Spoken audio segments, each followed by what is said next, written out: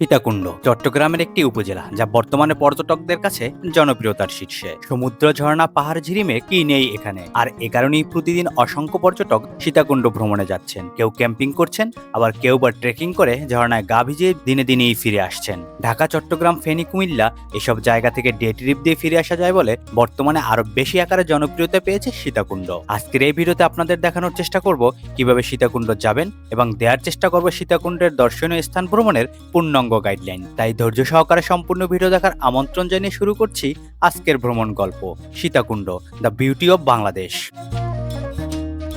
আপনি যদি ঢাকা থেকে সীতাকুণ্ড যেতে চান তাহলে ঢাকা চট্টগ্রাম মহাসড়ক ব্যবহার করেই যেতে হবে।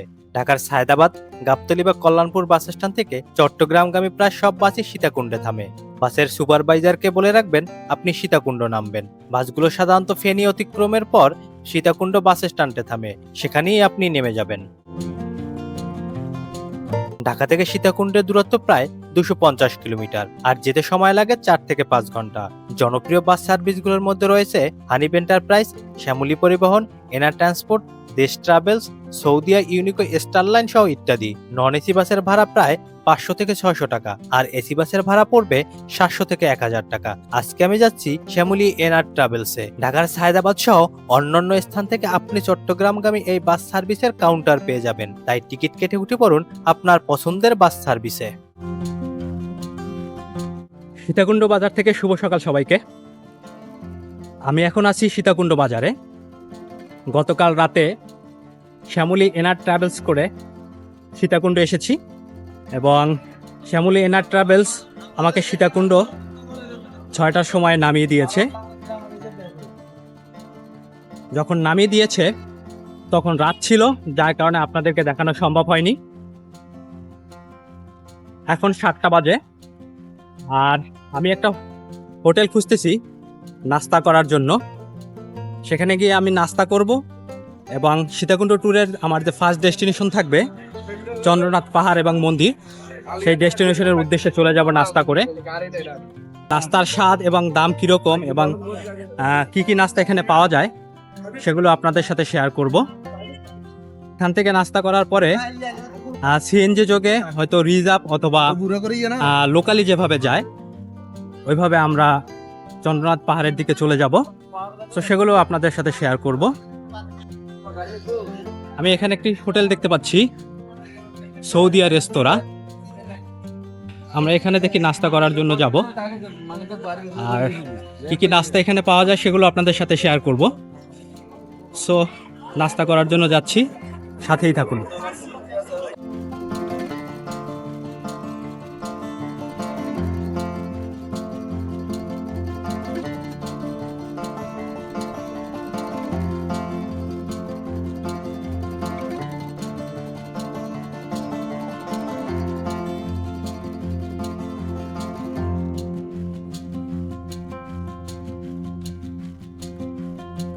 আমরা সীতাকুণ্ডতে এসে সৌদিয়া রেস্তোরাঁ থেকে সকালের নাস্তা করেছি এবং নাস্তা সম্পর্কে যদি আপনাদেরকে আমি বলি, আমার কাছে ব্যক্তিগতভাবে ভালো লাগেনি।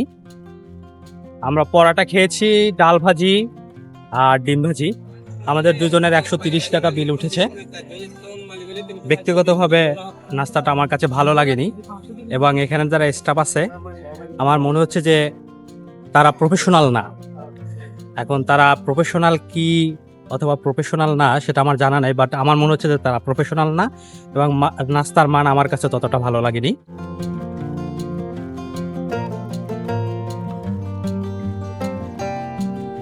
মামার নাম কি? মোহাম্মদ আমির হোসেন। জোরে বলেন মামা। মোহাম্মদ আমির হোসেন। মোহাম্মদ আমির হোসেন মামা। মামার ফোন নাম্বার আমি নিয়ে রাখবো, যদি আপনাদের 4জন 5জন হয় তাহলে মামার সাথে যোগাযোগ করে আপনারা যেতে পারবেন। আর এখান থেকে ভাড়া হলো 5 জনে 100 টাকা। সো মামার সাথে কন্ট্যাক্ট করে আপনারা যাবেন। সো আমরা এখন চন্দ্রনাথ পাহাড়ের দিকে যাচ্ছি।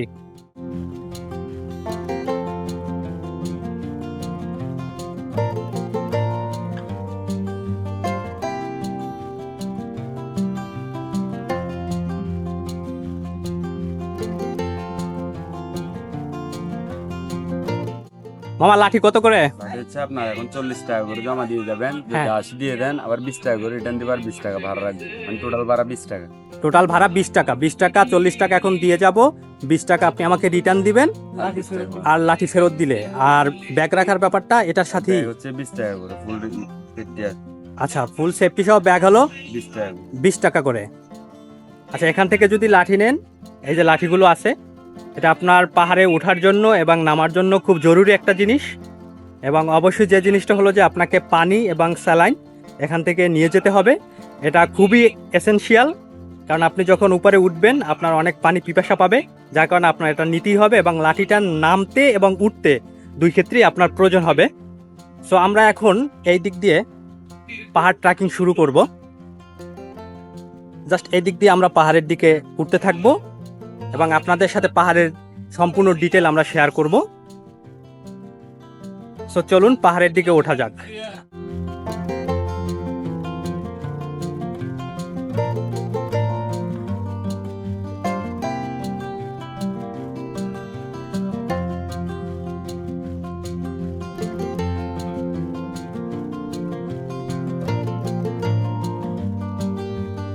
গেটের পরেই আপনি এখানে দুটো রাস্তা পেয়ে যাবেন। আমার হাতের বাম পাশে যে রাস্তাটা আছে এটা ইটের রাস্তা, আর এটা হলো সিঁড়ি করা রাস্তা। এই হলো গেটটা। ওঠার সুবিধার্থে আমরা বাম পাশের রাস্তা দিয়ে উঠব, আর ডান পাশের রাস্তা দিয়ে উঠলে অনেকগুলো সিঁড়ি আপনাকে পার হতে হবে, যার কারণে আপনার জন্য অনেক কষ্ট হয়ে যাবে। যার কারণে আমরা বাম পাশের রাস্তা দিয়েই ওঠার জন্য সবাইকে প্রিফার করব যে সবাই বাম পাশের রাস্তা দিয়ে উঠবেন। বিসমিল্লাহ, শুরু করলাম ওঠা।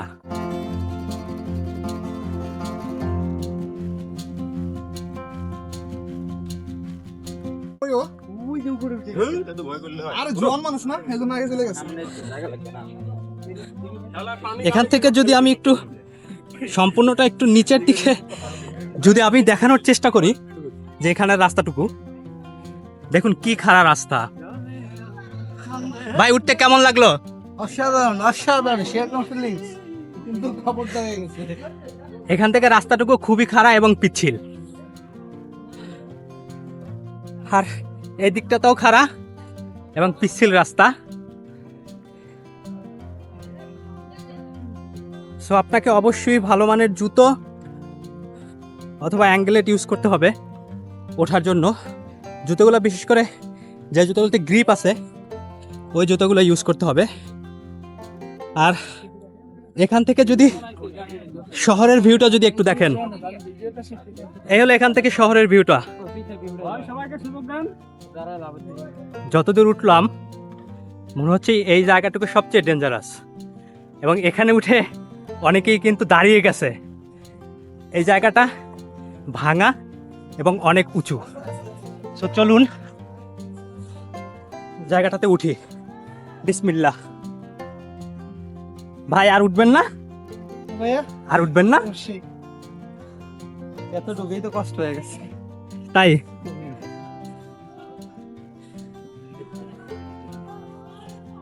বিসমিল্লাহ। আমি কিন্তু সেই জায়গাটুকু দিয়ে একদম উপরে উঠে গেছি। আর এখানে একটি দোকান আছে, চাইলে আপনি পানি কলা খেয়ে নিতে পারেন।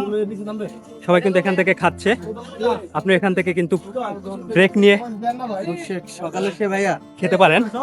আর জায়গাটা যদি একটু দেখানোর চেষ্টা করি, দেখুন কি পরিমাণ ঢালু জায়গাটা। ভাই উঠতেছে, ভাই অনেক কষ্ট হচ্ছে, আমি ধরতে পারতেছি না কারণ আমার হাতে মোবাইল। অবশেষে ভাই উঠতে পারলো। 10 টাকা 1 লিটার।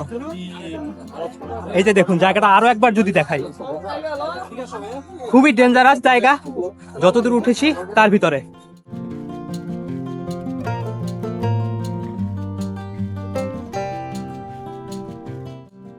আমরা এই দিকটা থেকে ট্রেকিং করে জমরাত পাহাড়ের প্রথম যে মন্দির দুটি আছে সেখানে চলে এসেছি। এখানে দুইটা মন্দির আছে, একটা মন্দির আছে এখানে, আর এই দিকটাতে একটা মন্দির আছে। দুইটা মন্দির আছে এখানে। এই হলো চন্দ্রনাথ পাহাড়ের প্রথম মন্দির, আর এই মন্দিরটাকে চন্দ্রনাথ ধাম সনাতন হিন্দু ধর্ম সম্প্রদায়ের পবিত্র তীর্থস্থান আর এখানেও কিন্তু আপনি পানি এবং সহ বিভিন্ন জিনিসপত্র এখানে পেয়ে যাবেন। আর এখান থেকে ভিউটা কিন্তু জাস্ট অসাধারণ একটা ভিউ এখান থেকে আপনি পাবেন। পাহাড়ের ভিউটা কিন্তু এখান থেকে জোস, অসম্ভব সুন্দর ভিউটা। আমি এখনো সর্বোচ্চ চূড়ায় উঠতে পারিনি, সর্বোচ্চ চূড়ার দিকে ওঠার চেষ্টা করতেছি। এখান থেকেও কিন্তু আপনি লেবুর শরবত, পেয়ারা, শশা, আমরা সবকিছু পেয়ে যাবেন। আমি একটা জিনিস এখানে লক্ষ্য করলাম যে কিছুক্ষণ পরেই কিন্তু ছোট ছোট দোকান আছে। আপনি একটু উঠবেন, এরকম ছোট ছোট টঙের দোকান পেয়ে যাবেন। আপনার এখানে ঠান্ডা পানি, শরবত, জুস, পেয়ারা, বিভিন্ন ধরনের ফল কিন্তু এই দোকানগুলোতে পেয়ে যাবেন। আপনার চাহিদা অনুযায়ী এখান থেকে কিন্তু খেতে পারবেন। এটাই হলো চন্দ্রনাথ পাহাড়ের সর্বোচ্চ চূড়া। আমি সামনের দিকে এগিয়ে যাব, দেখি সামনে আর কি কি আছে। ভূপৃষ্ঠ থেকে এই চন্দ্রনাথ পাহাড়ের মূল চূড়াটি 1020 ফুট উপরে, যেটা 310 মিটার। যদি আপনি মিটারে কনভার্ট করেন তাহলে 310 মিটার। আর এটা হলো সেই চন্দ্রনাথ পাহাড়ের শ্রী শ্রী চন্দ্রনাথ মন্দির।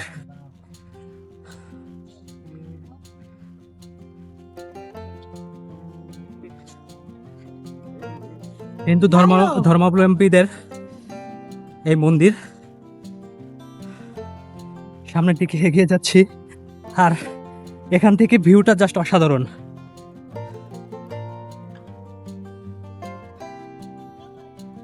সত্যি কথা বলতে কি, এত কষ্ট করে উঠে এইখান থেকে যদি ভিউগুলো একটু দেখি তাহলে সব কষ্ট কিন্তু দূর হয়ে যাচ্ছে। খুবই অসাধারণ ভিউ এখান থেকে। এইদিকে দেখুন, পাহাড় আর পাহাড়ের পরে মেঘ জমে আছে। এই হলো চন্দ্রনাথ পাহাড় থেকে নিচের ভিউ। চন্দ্রনাথ পাহাড়ে উঠতে আমাদের মোটামুটি 2 ঘন্টার মতো সময় লেগেছে। আর এই 2 ঘন্টার সময় কিন্তু আমরা 310 মিটার উপরে উঠেছি। আবার নামতে হয়তো 2 ঘন্টা না লাগলেও 1 থেকে 1.5 ঘন্টার মতো সময় লাগবে। সো যাদের শক্তি সামর্থ্য আছে ওঠার মতো তারা উঠবেন। ওঠা যায়, ওঠা অসম্ভব নয়, কিন্তু অনেক কষ্টসাধ্য।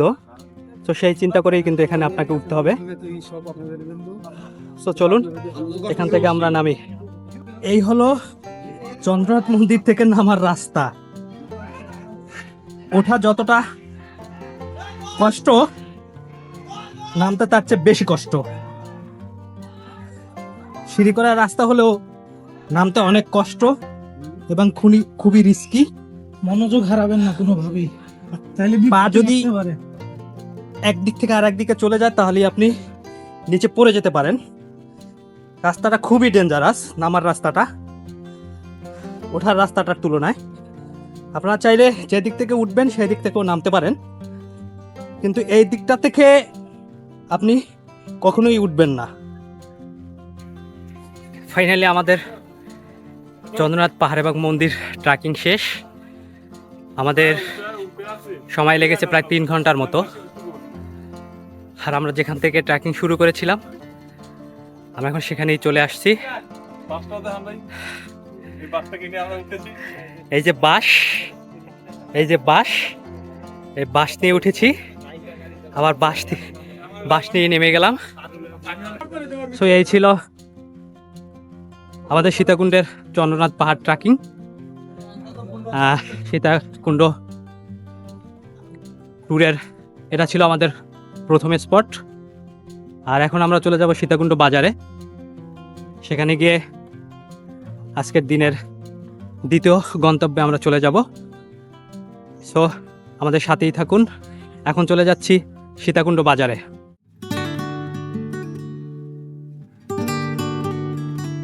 চন্দ্রনাথ পাহাড় ও মন্দির ট্রেকিং শেষে পাহাড়ের পাদদেশ থেকে সারাদিনের জন্য 1300 টাকায় আমরা একটি অটো ভাড়া করে নিলাম।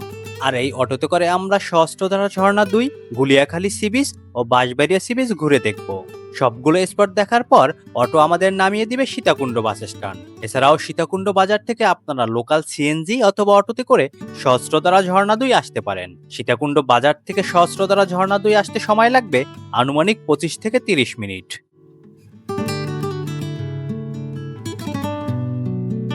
সীতাকুণ্ডে পাহাড় আর সবুজের কোলে লুকিয়ে আছে সহস্রধারা ঝর্ণা 2, যেন প্রকৃতির এক জাদুকরী সৃষ্টি।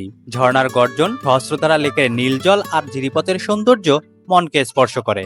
সহস্রধারা ঝর্ণা 2 সীতাকুণ্ড উপজেলার ছোট দারোগারহাট বাজারের কাছে ঢাকা চট্টগ্রাম মহাসড়কের পাশে সহস্রধারা সেচ প্রকল্পের ভেতর অবস্থিত। এটা হলো সহস্রধারা 2 এর প্রবেশ গেট। এখান থেকে টিকিট কাটতে হয়। টিকিট ফি কত এখানে দেয়া আছে। প্রবেশ ফি এবং আসা যাওয়ার বোর্ড ভাড়া সহ 80 টাকা পড়বে। এখানে সুন্দরভাবে দেয়া আছে। আর এটা হলো টিকিট কাউন্টার। এখান থেকে টিকিট কেটে তারপরে আপনাকে ভিতরে যেতে হবে। আর এখানে পার্কিংয়েরও ব্যবস্থা আছে এবং পার্কিং চার্জগুলো এখানে দেয়া আছে। সো আমরা টিকিট কেটে ভিতরে প্রবেশ করব এবং ঝর্ণার যে সৌন্দর্য সেটা আপনাদের সাথে শেয়ার করব। চলুন একসাথে যাওয়া যাক। এ হলো সহস্রধারা 2 ঝর্ণার টিকিট, জনপ্রতি 80 টাকা করে। আমরা যেহেতু দুটো টিকিট নিয়েছি, এখন সামনের দিকে এগিয়ে যাচ্ছি। বিসমিল্লাহ, আমরা বোর্ড থেকে শুরু করতেছি আমাদের আজকের ঝর্ণার যাত্রা। ঝর্ণা তো দেখবই, সাথে সাথে লেকের ভিউ দেখতে দেখতে যাব। আর এখান থেকে যদি পাহাড়গুলো দেখেন, খুবই সুন্দর দেখাচ্ছে এখান থেকে পাহাড়গুলো।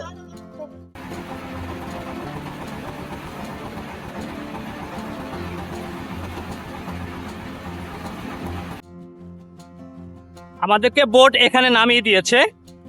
এই হলো আমাদের বোট, আমাদেরকে এখানে নামিয়ে দিয়েছে। আবার সামনের দিকে এগিয়ে যাচ্ছি, ঝর্ণার দিকে এগিয়ে যাচ্ছি আমরা। দেখি এখান থেকে ঝর্ণা কত দূর।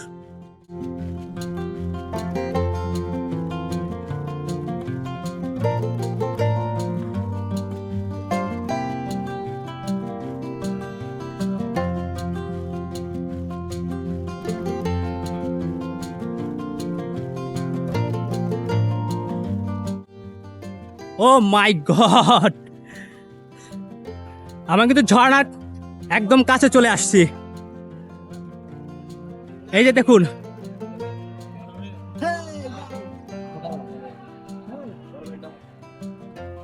সহস্রধারা ঝর্ণা। এটা অনেক উঁচু। আমি যদি আপনাদেরকে দেখানোর চেষ্টা করি, এটা অনেক উঁচু। বৃষ্টি কম হওয়াতে পানির পরিমাণ কম, যদি বৃষ্টি আরো বেশি হতো হয়তো আরো বেশি পানি হতো। আমরা ঝর্ণার দিকে এগিয়ে যাই এবং ঝর্ণার আসল সৌন্দর্যটা উপভোগ করি।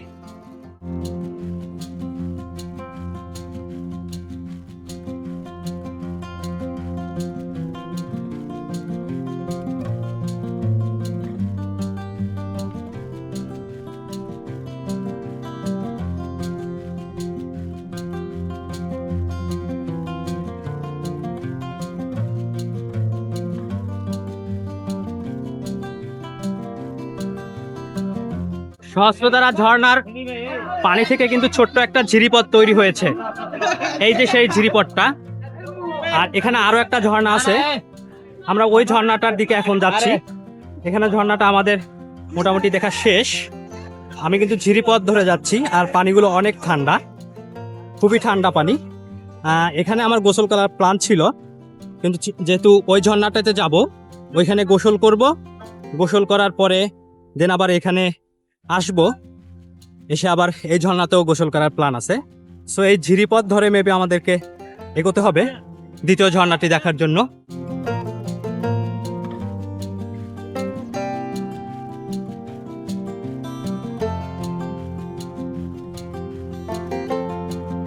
এ মামা, ঝর্ণা কত দূর এখান থেকে? 5 মিনিট। পানি আছে? ঝর্ণাটা শেষ করে এই জায়গাটা দাঁড়িয়ে। হ্যাঁ, তাহলে এদিক দিয়ে নাম লাগবে, বোট এখানে আসবে। ও, এখানে বোট আসবে। থ্যাংক ইউ মামা। ঝর্ণাটা এখান থেকে নাকি 5 থেকে 6 মিনিটের দূরত্ব। সো ও যেটা বললো যে এটার চেয়ে ওই ঝর্ণাটা আরো বেশি সুন্দর। সো আমরা এগিয়ে যাই এবং দেখি ঝর্ণাটা কত সুন্দর।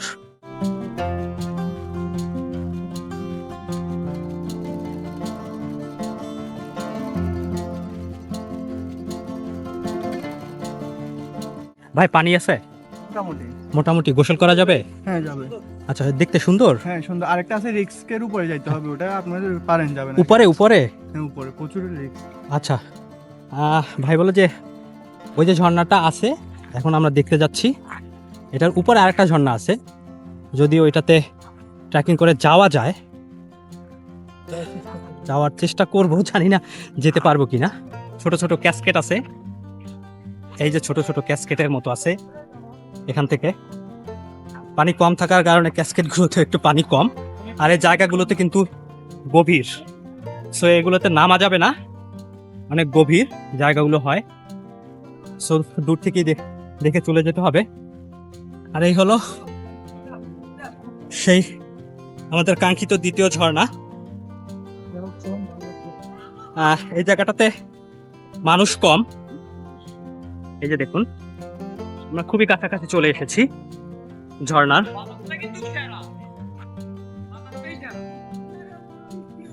আমরা একটু নীরবে ঝর্ণার শব্দ শুনবো, ঝর্ণা থেকে যে পানিগুলো পড়তেছে তার শব্দ শুনবো।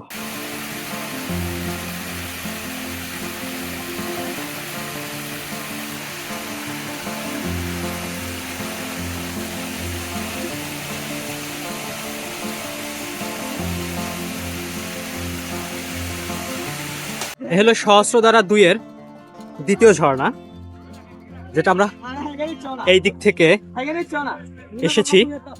এই হলো দ্বিতীয় ঝর্ণা। সব ঝর্ণাতে পানি কম, যেহেতু এখানে স্থানীয় বলছে যে এখানে বৃষ্টি হচ্ছে না, যার কারণে এখানে পানি কম। কিন্তু এই জায়গাটা সুন্দর, একটু নিরিবিলি এবং খুবই সুন্দর। এটা থেকে উপরে ওঠা যায়, যদি কেউ উঠতে চান তাহলে উঠতে পারেন, একজন উঠতেছে।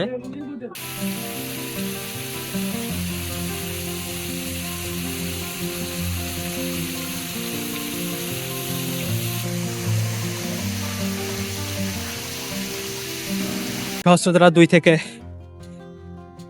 এখন আমরা চলে যাব আমাদের আজকের দিনের তৃতীয় ডেস্টিনেশনে। সো আমাদের সাথেই থাকুন। বাংলাদেশের দক্ষিণ পূর্বে সীতাকুণ্ডের নিভৃত কোণে লুকিয়ে আছে সবুজে ঘাসে ভরা ম্যানগ্রোভে ঘেরা এক টুকরো স্বর্গ। এখানে সমুদ্র মানে শুধু ঢেউ নয়, আছে প্রকৃতির শান্ত সুর, পাখির ডাক আর সূর্যাস্তের লালচে আলোর মুগ্ধতা। আজ আমরা ঘুরে দেখব সেই গুলিয়াখালী সি বিচ, যেখানে প্রকৃতি তার নিজের মতো করে সাজিয়েছে এক অপরূপ দৃশ্যপট।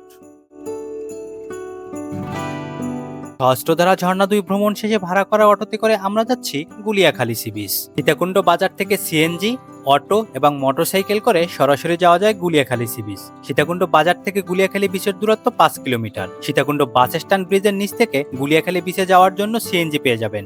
সিএনজিতে গুলিয়াখালী বিচের বাঁধ পর্যন্ত যেতে জনপ্রতি ভাড়া লাগবে 50 থেকে 60 টাকা। সিএনজি রিজার্ভ করে নিলে ভাড়া লাগবে 250 থেকে 300 টাকা। যানবাহন ভাড়া করার সময় অবশ্যই দামাদামি করে নেবেন।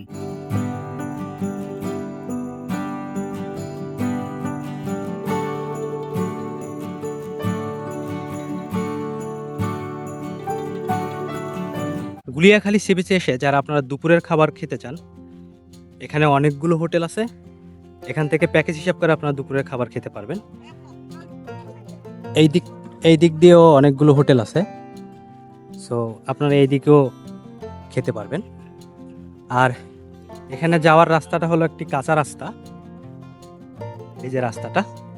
আর যখন বেশি পরিমাণে পানি থাকে তখন এখান থেকে বোটে করে আপনার মূল বিচে যেতে হয়। আর সামনে বোটগুলো আছে, সেগুলো আপনাদেরকে আমি দেখাবো। আর এখন যেহেতু পানি কম, সো আপনারা এই কাঁচা রাস্তা ধরেই কিন্তু বিচের দিকে যেতে পারবেন।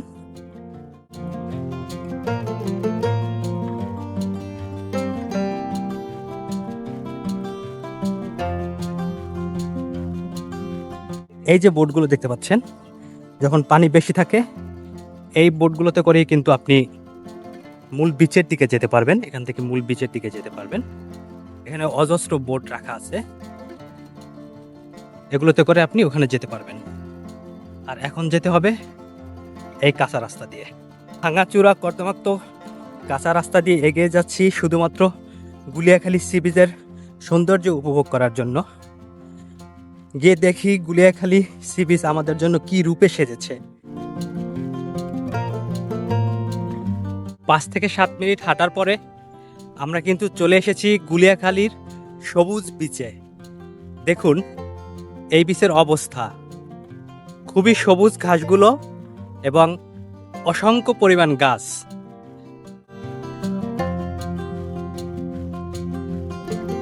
এই বিচটা যে কারণে সবার কাছে জনপ্রিয় সেটা হলো এই যে জায়গাগুলো দেখতে পাচ্ছেন, দেখুন মাঝখানে মাঝখানে কিন্তু একটু গর্তের মতো, আর চারপাশটাতে কিন্তু সবুজ। এই গর্তগুলোর কারণে কিন্তু এইখানের বীজটা বেশি জনপ্রিয় সবার কাছে। এটাতে ভরা বর্ষায় অথবা যখন জোয়ারের পানি উঠে তখন কিন্তু এই পানিগুলো কিন্তু আরও উপরে উঠে যায়। এই যে পানিগুলো দেখতে পাচ্ছেন এগুলো আরও উপরে উঠে যায়, এই কারণে এই বীজটা কিন্তু একটু বেশি জনপ্রিয় সবার কাছে। আমি আরও দেখতে পাচ্ছি যে দোলনার ব্যবস্থা আছে, বসার ব্যবস্থা তো আছেই, পাশাপাশি কিন্তু দোলনার ব্যবস্থাও আছে এখানে। সো আপনি বসে কিন্তু এখানে দোলও খেতে পারবেন। এই যে এখানে দোলনার ব্যবস্থা আছে, ছোট্ট বাবুরা কিন্তু এখানে বসে দোল খাচ্ছে।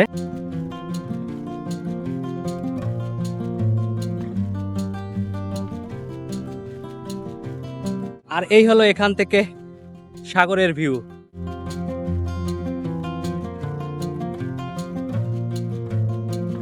আর আপনাদের কথা যে দোলনার কথা বললাম এবং বসার জন্য যে ব্যবস্থা করা হয়েছে, যে সিট পাতা হয়েছে বা চেয়ার দেওয়া হয়েছে, সেগুলোর জন্য কিন্তু আপনাকে পে করতে হবে। অবশ্যই যারা এই ব্যবস্থাগুলো করেছে নিঃসন্দেহে ভালো, এবং তাদের সাথে কথা বলে কিন্তু আপনি অবশ্যই এগুলোতে বসবেন, দোলনায় বসবেন, দোল খাবেন। এই দেখুন অজস্র শ্বাসমূল এখানে। আর এই দিকের বীজটা কিন্তু অনেক বড় বীজ একটা, এবং খুবই সুন্দর বীজ।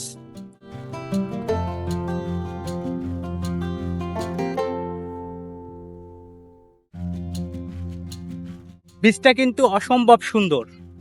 পুরো বীজটা যদি আমি একবার দেখাই আপনাদের, এই যে দেখুন এই দিকটা তো সবুজ, আর এই দিকটাতে কিন্তু বালুময় বীজ, প্রচুর পরিমাণে সবুজ পাবেন একদিকে, আর এই দিকটাতে অনেক বড় একটা বীজ পাবেন, যেখানে আপনি কিন্তু খালি পায়ে হাঁটতে পারেন, যেটা আপনাকে অনেক বেশি আনন্দ দিবে খালি পায়ে হাঁটাটা।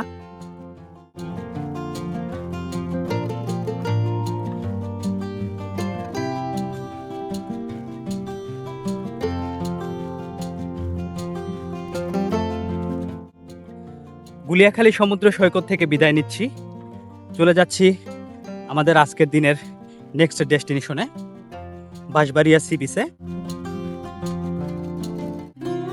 সমুদ্র দেখতে কেনা পছন্দ করে সমুদ্রপ্রেমীরা চাইলে একদিনের ছুটিতে ঘুরে আসতে পারেন বাঁশবাড়িয়া সমুদ্র সৈকত। চট্টগ্রামের সীতাকুণ্ড উপজেলার মধ্যভাগে বাঁশবাড়িয়া ইউনিয়নের অবস্থান। আর এই বাঁশবাড়িয়া ইউনিয়নেই রয়েছে সুসজ্জিত ঝাউ গাছের উপর বিশাল আকাশ আর নীল জলরাশির বাঁশবাড়িয়া সমুদ্র সৈকত। সীতাকুণ্ড বাজার থেকে সিএনজি, অটো, মোটরসাইকেল করে সরাসরি যাওয়া যায় বাঁশবাড়িয়া সমুদ্র সৈকত। এটি সীতাকুণ্ড শহর থেকে প্রায় 9 কিলোমিটার দূরে বাঁশবাড়িয়া ইউনিয়নে অবস্থিত।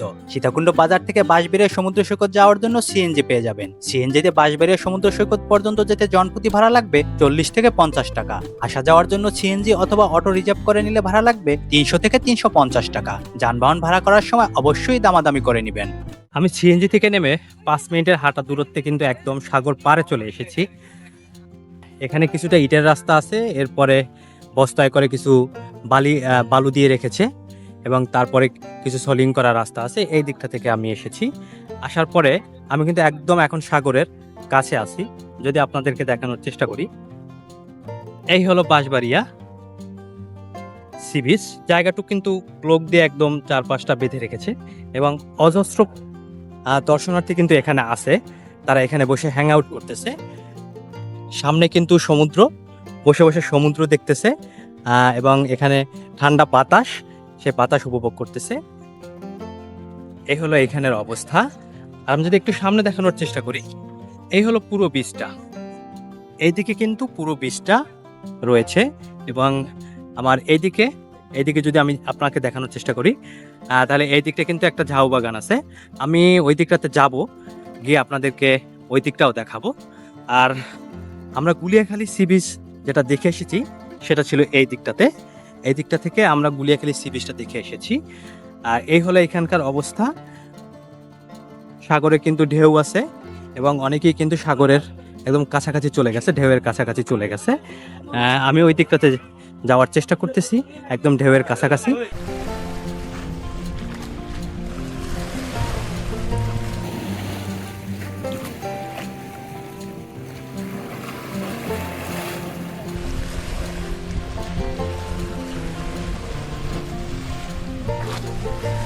এই মুহূর্তে সাগরে অনেক ঢেউ, হয়তো ঢেউয়ের গর্জন আপনারা শুনতে পাচ্ছেন।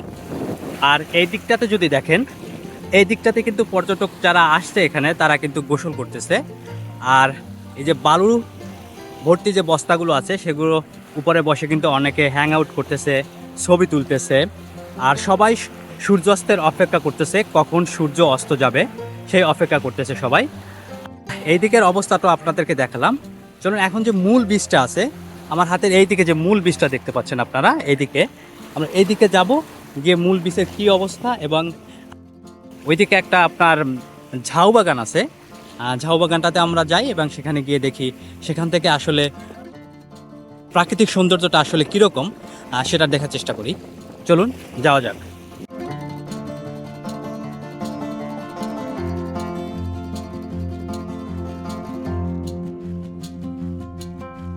এই মুহূর্তে আমি সাগরের পাড় থেকে পিছ হয়ে চলে এসেছি ঝাউ বাগানের কাছে। এই যে দেখুন, এই হলো এখানের ঝাউ বাগান। আর এইখানে কয়েকটি দোকান আছে, আপনারা দেখতে পাচ্ছেন নিশ্চয়ই। এই যে এখানে কিছু খাবারের দোকান আছে, আর দোকানিরা নানা ধরনের খাবারের পসরা সাজিয়ে বসেছে এখানে। ফুচকা থেকে শুরু করে ফুচকা, চটপটি, বিস্কিট, চিপস, চানাচুর, এই ধরনের খাবারগুলো কিন্তু আপনি এখানে পেয়ে যাবেন। এখান থেকে আপনি খেতে পারেন এবং এখানে বসার ব্যবস্থা করেছে তারা। বিশেষ করে পানীয় যে খাবারগুলো, কোমল পানীয় বলুন আর আপনার আমরা যে নর্মাল পানি খাই, মিনারেল ওয়াটার, সেগুলো বলুন, সব কিছুই কিন্তু এখানে ওনাদের কাছে আছে, পেয়ে যাবেন। এই হলো এখানকার অবস্থা, ঝাউ বাগানের অবস্থা। এ থেকে শুরু করে বেশি দূর নয়, এখান থেকে অল্প একটু দূরে ঝাউ বাগানের শেষ প্রান্ত। সো আমরা একটু হাঁটতে হাঁটতে যদি ঝাউ বাগানের দিকে যাই এবং এর সৌন্দর্য উপভোগ করি তাহলে কেমন হয়। চলুন একটু হাঁটতে হাঁটতে সামনে যাই।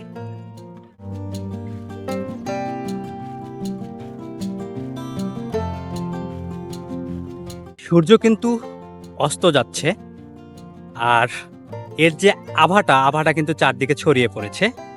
আর কিছুক্ষণের ভিতরেই কিন্তু সূর্য অস্ত যাবে। সূর্য অস্ত যাওয়ার দৃশ্যটা আপনাদের সাথে শেয়ার করব।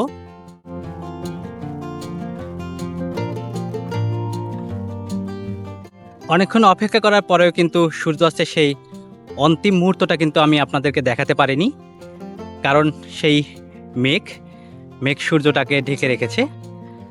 সো বাঁশবাড়িয়া সি বিচ থেকে বিদায় নিচ্ছি। সবাই ভালো থাকবেন, আমার চ্যানেলটি সাবস্ক্রাইব করবেন। আমার একটি ফেসবুক পেজ আছে, এক্সপ্লোর অ্যান্ড ডিসকভার, পেজটিকে সবাই ফলো করবেন। আপনার ভ্রমণ অভিজ্ঞতা শেয়ার করতে পারেন আমার ফেসবুক গ্রুপে, লিঙ্ক দেওয়া থাকবে ডেসক্রিপশন বক্সে। সো সবাই ভালো থাকবেন। আসসালামু আলাইকুম।